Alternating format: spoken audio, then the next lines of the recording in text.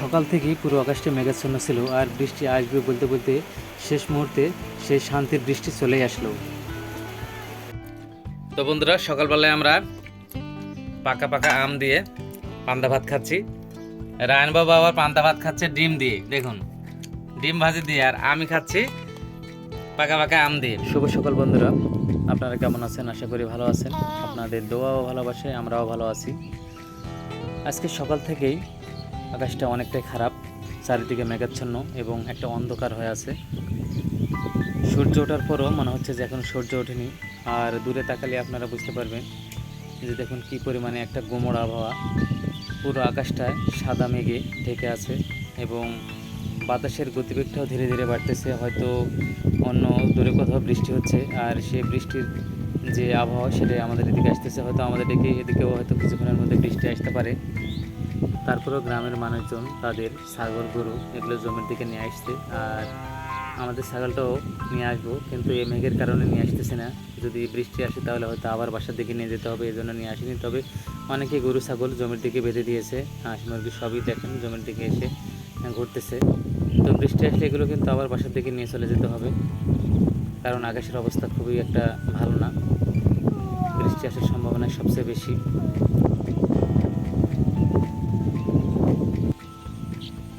আমাদের হাঁসগুলো জমির দিকে আছে, তো হয়তো বৃষ্টি আসতে পারে, আর বৃষ্টি আসলে কিন্তু শিয়াল আসে, আর শিয়াল এসে হাঁসগুলো ধরে নিয়ে চলে যেতে পারে। এই জন্য হাঁসগুলো আমরা বাসার দিকে নিয়ে চলে যাব। তো দেখি আমাদের সামনে হাঁসগুলো আছে কিনা। এখানে অনেকগুলো হাঁস দেখতে পাচ্ছি, হয়তো এর মধ্যে আমাদের হাঁসগুলো আছে। এই তো আমাদের হাঁস। তো হাঁসগুলোকে আমি এখন বাসার থেকে নিয়ে চলে যাচ্ছি। হাঁসগুলো বাসার থেকে বেঁধে যদি না রাখি তাহলে হয়তো বৃষ্টির সময় দূরে কোথাও চলে যাবে এবং শিয়ালও আসতে পারে। এই যে দেখুন পুকুরের পানি দেখে বুঝতে পারছেন যে একটা নিরাভয় আছে, আর আমাদের ছাগলটাও এখানে বাঁধা আছে। তো বৃষ্টি আসার আগে হয়তো ছাগলটাকে বাসার থেকে নিয়ে যাব। তো আজকে মিম কী রান্না করবে, আগে আমি বাসাতে যাই, বাসাতে গিয়ে দেখি যে মিম কী রান্না করবে এবং রান্নার জন্য কোনো প্রস্তুতি নিল কিনা। তো বন্ধুরা, সকালবেলায় আমরা পাকা পাকা আম দিয়ে পান্তা ভাত খাচ্ছি। রায়ন বাবা আবার পান্তা ভাত খাচ্ছে ডিম দিয়ে, দেখুন ডিম ভাজি দিয়ে, আর আমি খাচ্ছি পাকা পাকা আম দিয়ে। তাই না রায়ন বাবু? বিশেষ করে আমের সময় পাকা পাকা আম দিয়ে পান্তা খেতে অনেক ভালো লাগে।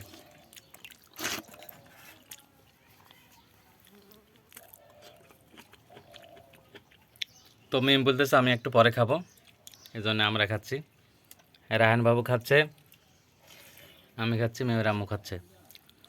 তো আপনারাও আসলে এভাবে পান্তা ভাত দিয়ে আম খান কিনা জানি না, আর যদি খেয়ে থাকেন তাহলে অবশ্যই কমেন্টসে জানাবেন।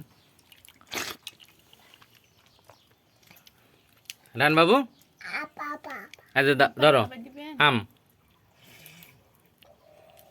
রায়হান বাবু বলতেছে আগে ডিম দিয়ে খাবে, তারপরে আম দেখাবে। এই যে আম সব মাকে ফেলছে। তো খাওয়া দাওয়া শেষ হলে মিম আবার রান্না করবে। হ্যাঁ, তোমার আবুক ডাক দাও, আবু খেয়ে নেবে নি, তাড়াতাড়ি ডাক দাও, জোরে ডাক দাও, যা আসো তাড়াতাড়ি খেয়ে নাও।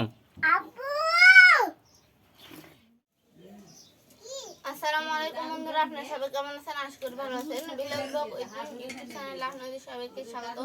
বরাবরের মতো আজকে চলে আসলাম একটা নতুন রেসিপি নিয়ে। আজকে সাদিনার পাতা দিয়ে, ডাল দিয়ে আর বড় মাছের মাথা দিয়ে রান্না করব, আর তার সাথে মাছ দিয়ে রসুনের মরিচ করব।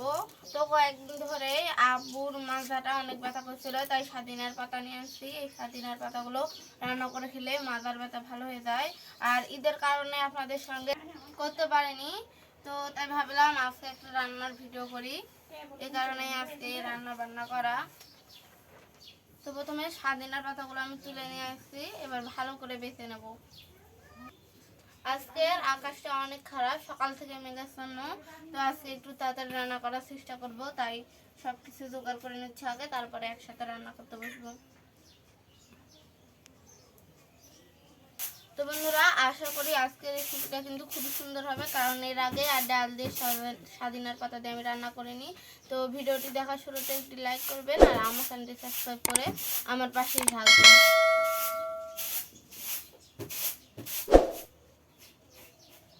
এটা কি মাছ মিম? কি মাছ এটা? পাঙ্গাস মাছের মাথা। ওই মাথাটা দিয়ে রান্না করবো। আর মশারির ডাউল দিয়ে সজনা পাতা। হুম। তো বন্ধুরা, সজনা পাতা দিয়ে ডাল এই রান্নাটি কার কার ভালো লাগে তো অবশ্যই কমেন্টস করে জানাবেন। মিমের নাকি অনেক ভালো লাগে। খেয়ে দিচ্ছেন নাকি? মিম, তোমার কেমন লাগে? ভালোই লাগে। আবার সজনা পাতা দিয়ে মাছ দিয়ে যে ভর্তার মতো করে করে, ওটাও খেতে ভালো লাগে।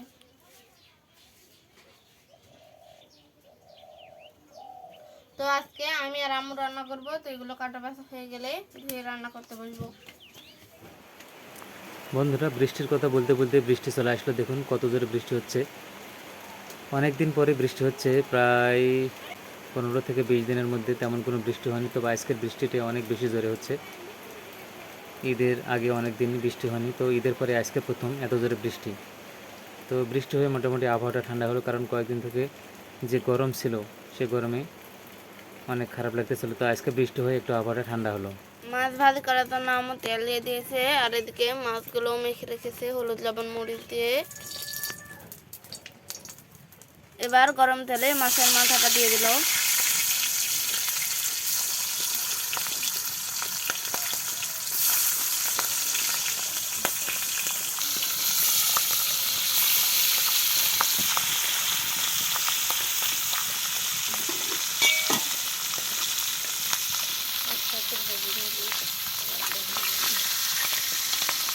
সব মাছগুলো এবার ভালো করে ভেজে নেবে। তরকারি কাটার পর একটু বৃষ্টি হলো, এই কারণে রান্না করতে অনেক দেরি হয়ে গেল। ভাবছিলাম তাড়াতাড়ি রান্না করবো, কিন্তু আজকে হলো না। মাছগুলো ভাজি করা হয়ে গিয়েছে, এখন তুলে নিচ্ছে।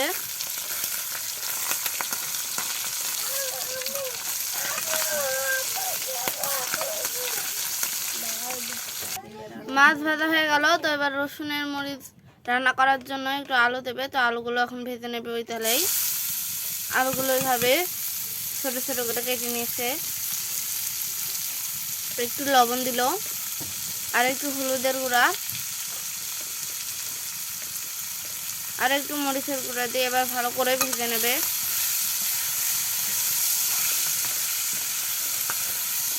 মাছ দিয়ে রসুনের মরিচ করলে একটু আলু দিলে কিন্তু খেতে ভালো লাগে। আলু না দিলে অত স্বাদ হয় না। তো আলুগুলো ভালো করে ভেজে নিই। কারাহান বাবু ওদিকে কেন কান্না করছে আমি দেখে আসি। আলু ভাজি করা হয়ে গিয়েছে, এখন এই আলু ভাজিগুলো তুলে নেবে। আলু ভাজিগুলো তুলে নিয়ে প্রথমে রসুন মরিচ রান্না করবে।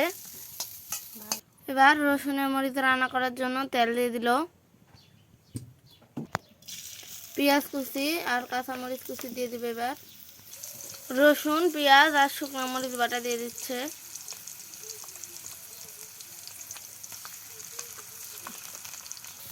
লবণ, হলুদ আর জিরার গুঁড়া দিয়ে দিয়েছে।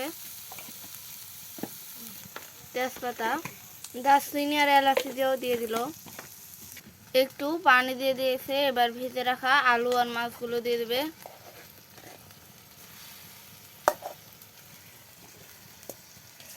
এবার আলু আর মাছগুলোকে ভালো করে কষিয়ে নেবে নেড়ে চেড়ে। আর ওদিকে ভাতের বলক উঠে গিয়েছে। রসুনের মরিচ হয়ে গিয়েছে, এখন নামিয়ে নেবে। একেবারে ভাজি ভাজি হয়ে গিয়েছে।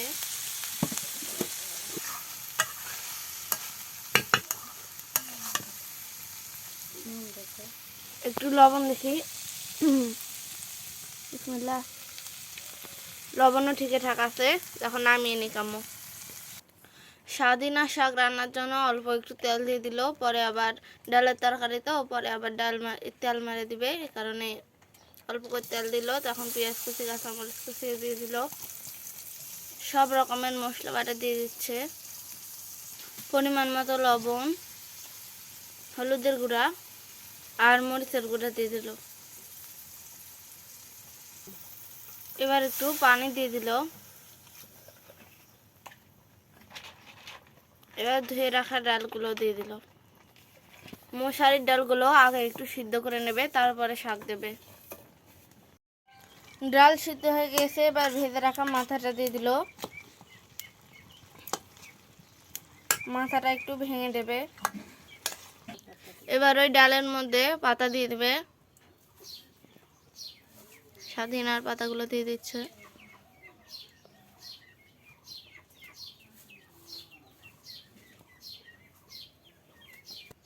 এবার কিছুক্ষণ ঢাকনা দিয়ে ঢেকে রাখবে আর সিদ্ধ করে নেবে। বন্ধুরা, সদিনার পাতা ডালের তরকারি হয়ে গিয়েছে, এখন নামিয়ে নেবে আর এখন তেলে দিয়ে দিবে। প্রথমে তেল দিয়ে দিল, পেঁয়াজ কুচি আর রসুন বাটা দিয়ে দিল, ওই ডালে কিছু গোটা জিরা দিয়ে দিল।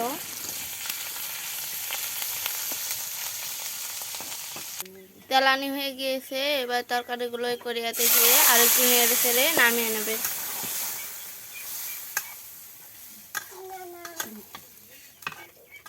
তো বন্ধুরা, দুইটা রান্নাই হয়ে গেল, এখন এটা আমি নামিয়ে নিই। তো বন্ধুরা, রান্না বান্না শেষ করে বৃষ্টি হলো, এই কারণে একটু রান্না করতে দেরি হলো। তো গোসল করে এখন খেতে বসে গেলাম। প্রথমে আমি এই রসুনের মরিচ দিয়ে খাচ্ছি। তো রসুনের মরিচটা কিন্তু খেতে সেরকম হয়েছে।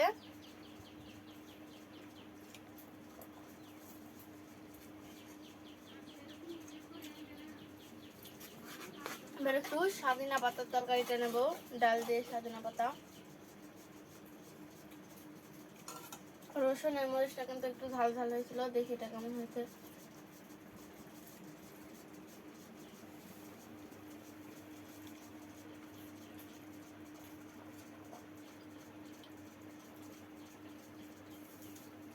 সদিনার পাতার রেসিপিটাও কিন্তু ভালো লাগছে। এই তরকারিটা কিন্তু অনেক উপকারী একটি রান্না, আপনারা বাসায় অবশ্যই এইভাবে রান্না করে খাবেন, দেখবেন অনেক মজা পাবেন আর অনেক উপকার হবে। এগুলো বাত এবং মাজার ব্যথার জন্য অনেক উপকার করে। তো বন্ধুরা, আজকের এই দুইটি রেসিপি আপনাদের কেমন লাগলো অবশ্যই কমেন্ট করে জানাবেন। আর এরকম সুন্দর সুন্দর ভিডিও পেতে আমার চ্যানেলটি সাবস্ক্রাইব করে আমার পাশেই থাকবেন। পরবর্তীতে দেখা হবে নতুন কোনো ভিডিও নিয়ে। সে পর্যন্ত সবাই ভালো থাকবেন, সুস্থ থাকবেন। আল্লাহ হাফেজ।